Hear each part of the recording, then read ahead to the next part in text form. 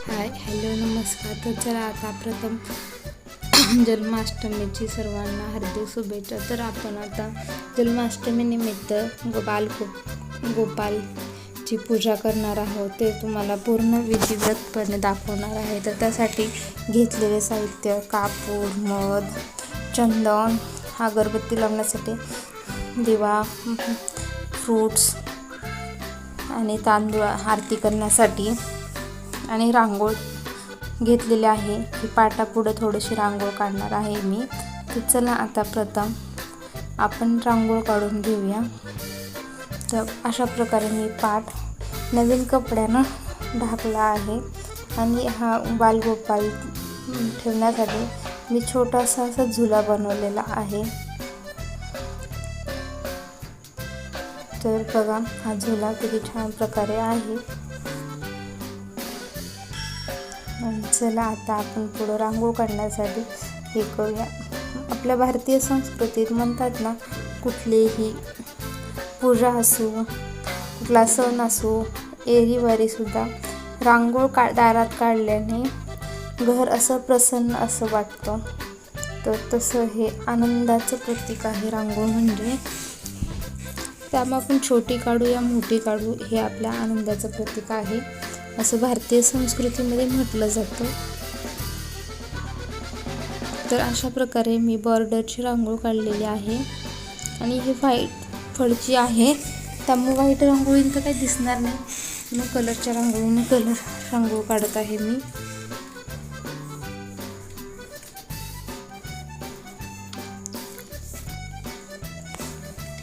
जन्माष्टमी ही म्हणजे रात्री 12ला साजरी करतात. पण आता मी पूजा मांडून ते नंतर रात्री 12 वाजता झुलवणार आहे.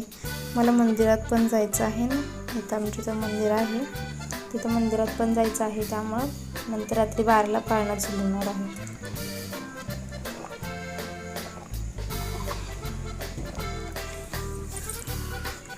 रांगोळ काढल्यानंतर रांगोळ केव्हा पूर्ण होते ते आता पाहूया. आपण रांगोळीवर हळदी कुंकू ज्यावेळेस टाकतो त्यावेळेस आपली रांगोळ पूर्ण होते. तर आता आपण स्टीलची प्लेट घेतलेली आहे आणि त्यात बालगोपालजी घेऊया आणि त्याला स्नान घालूया. बघा आपले क्यूटसे बालगोपालजी प्लेटमध्ये स्थायिक झालेले आहेत. बघा किती छान असे गोल्डन कलरचे कोटिंग करून आलेले आहेत. आणि प्रथम आपल्याला आपण त्याला चमच्यानं पाणी घालूया. नंतर आपण दही, दूध, लोणी एकत्र केलेलं त्यानं चमच्यानं आपल्याला पाणी घालूया 2 वेळेस. नंतर हे आपण पाण्यानं ते स्वच्छ करूया. आणि आता आणि म्हणजे मध चमच्यानं घालूया.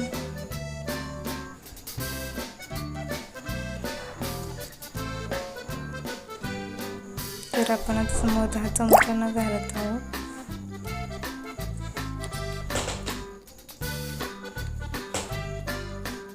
आणि नंतर हे पाण्यानं पूर्ण स्वच्छ करणार आहोत.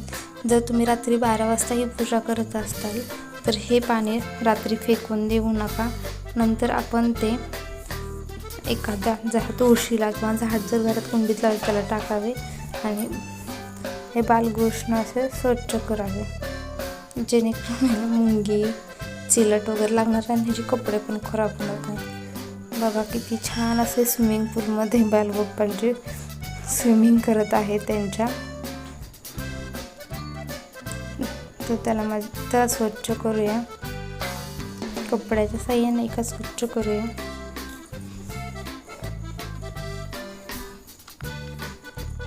झुला पण किती छान प्रकारे दिसत आहे. प्रथम मी हातानं हा झुला बनवला आहे. आपल्या भाकरीची टोकरी आहे ही, लोकरीच्या साह्यानं एकदा मी ठेवून बघते ते राहतायत का ते ठीक. अरे ठीक राहतात. तर त्यांच्यासाठी झुला बनलेला आहे. तर चला मग आता पुढच्या टेपला की बालगोपालजीला कपडे घालूया आपण. तर बघा बालगोपालजी ड्रेस घालून रेडी आहेत.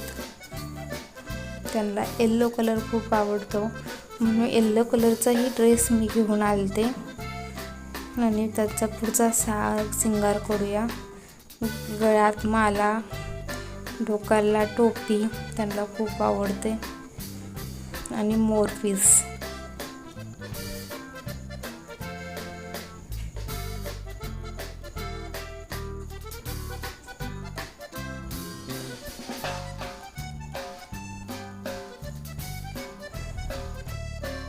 तर आपण आता बालगोपालजी बघा किती छान अशा प्रकारचे ड्रेस घातलेला आहे.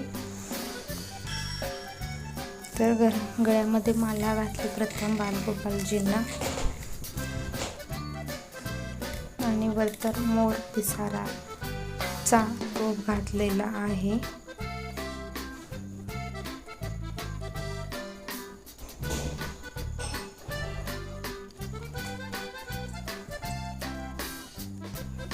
बघा किती छान असे बालगोपालजी आपले दिसत आहेत. टोकरीमध्ये झुला बनवलेला आहे. असं डेकोरेशन पण खूप छान आहे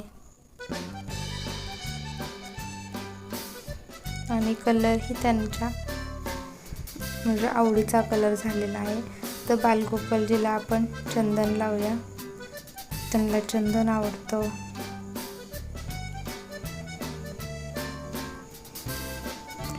शिकारी माणसांना चंदनाचा स्वाद खूप आवडतो मग आपण त्यांना चंदन लावतो. आणि आता बालगोपालजीला भोग चढूया. तर मी जे पंचामृत बनवून आणलेलं त्याचा भोग मी थोडासा बघा चला बालगोपालजीने खाल्लं. तर अशा प्रकारे आपण बालगोपालजी यांची स्थापना केलेली आहे. आणि पाणीही पाजू म्हणजे जेणेकरून आपण नाही का भाजी भाकरी खायला पाणी पितो असं त्यांनाही पाजू. तर अशा प्रकारे आपल्या बालगोपालजी यांची पूजा झालेली आहे. तर बघा कुठलीही पूजा वगैरे झाल्यानंतर आपण दिवा, अगरबत्ती, धूप लावतो. चला माझ्याकडे बडेवाले पण बालगोपाल हे त्यांच्या पायाशी एक स्टँड आहे आरती ठेवण्यासाठी. तर त्यात आता आपण आरती ठेवून देऊया. बघा किती छान असा लुक आलेला आहे. ऊपर छोटे वाले, नीचे बडे वाले. चला दिवा लावला. आता अगरबत्ती लावण्याची वेळ. पूजा झाली. घरात वास सुगंध दरवळला पाहिजे. घरातली नकारात्मक विचार गेले पाहिजे बाहेर.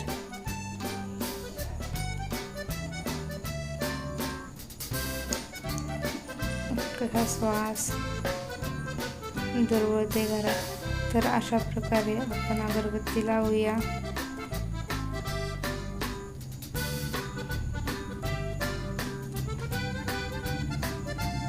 आणि आता आपण आरती करण्यासाठी घेऊया.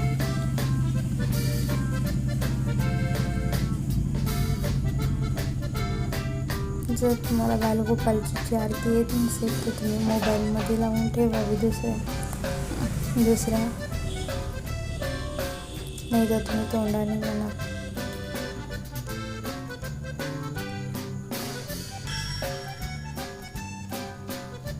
तर आपण जर आरती करायची असेल तर तांदळात कापूर टाकतो. जय देव जय कृष्ण बाल गोपाला, जय कृष्ण बाल गोपाला. देवकीच्या पोटी कृष्ण जन्मला, देवकीच्या पोटी कृष्ण जन्मला.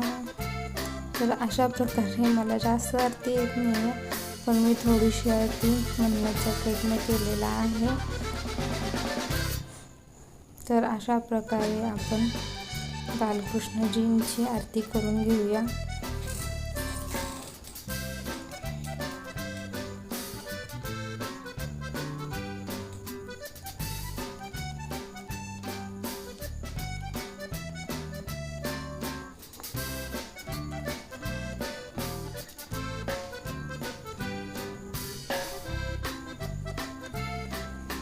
तर तुम्हाला माहिती आहे का, आरती म्हटलं कापरामध्ये तांदूळ का टाकतात.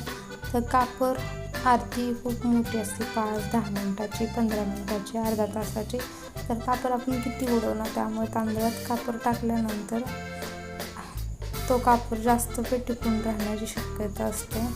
म्हणून आरती करताना तांदळात कापरं टाकतात, कापरात तांदूळ टाकतात.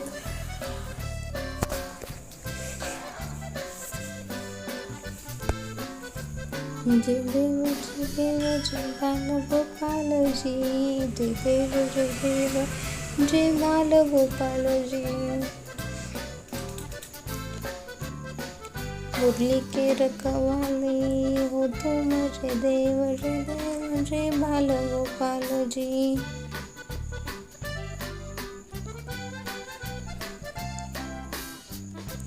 जर तुम्हाला आरती येत नसेल, तुम्ही एवढंही म्हणलं तरी चालतं, जय देव जय बालगोपालजी, जय देव जय बालगोपालजी. तर अशा प्रकारेही चालतं, तीही आरती पूर्ण प्रकारे म्हणजे स्वीकारली जाते. असं काही नाही की तुम्ही आरती म्हणू शकता किंवा काहीच असं असतं ना, मोबाईलची अडचण असते, दुसरा मोबाईल कुठला शोधायचा, एक हिंदीचं शूटिंग चालू असते. तर अशा प्रकारेही पण तुम्ही आरती करू शकता.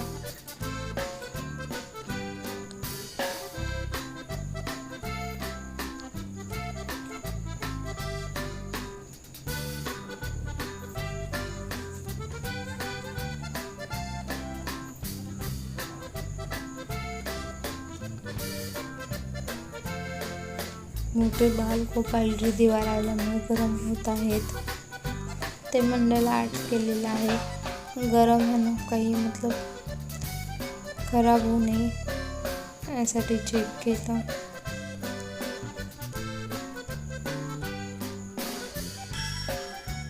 आपली आरती झालेली आहे. तर आता आपण धूप लावूया. असं म्हटलं जातं ना, धूपचा श्वास पूर्ण घरात दरवळतो आणि राक्षस यांचे मतलब पूर्ण नाईट होतो.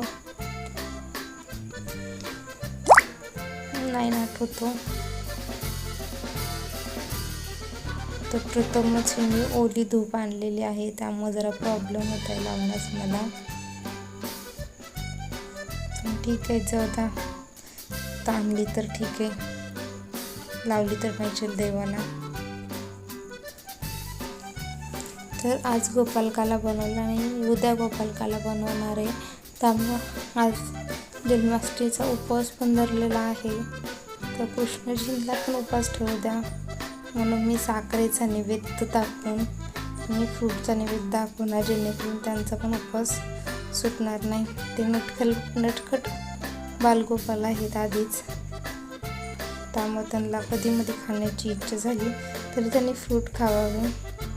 त्याला अशा प्रकारे आपली जन्माष्टमीची पूजा झालेली आहे. बघा बालगोपालजी कसे मस्त बसलेले आहेत. तर ही पूजा थाली, हे पूजा केलेलं पाणी फेकून न देता ते दुसऱ्या दिवशी सकाळी तुळशीत टाकावे. तर अशा प्रकारे विधिवत पद्धतीने पूजा केलेली आहे, शास्त्रीय पद्धतीने केलेली आहे.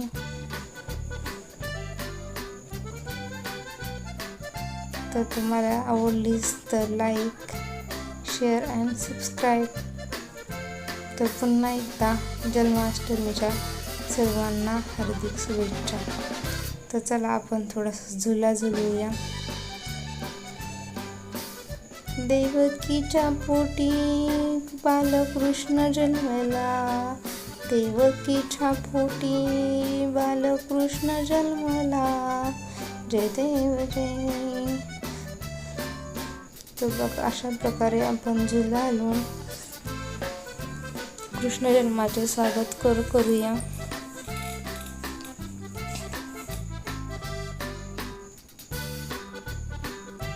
नक्की आपल्या घरी जर म्हटलं झुला हा सर्व काही सामान नाही मिळालं तर तुम्ही थोडक्यातही पूजा करू शकतात. असं नाही की सर्व सामान भेटावं.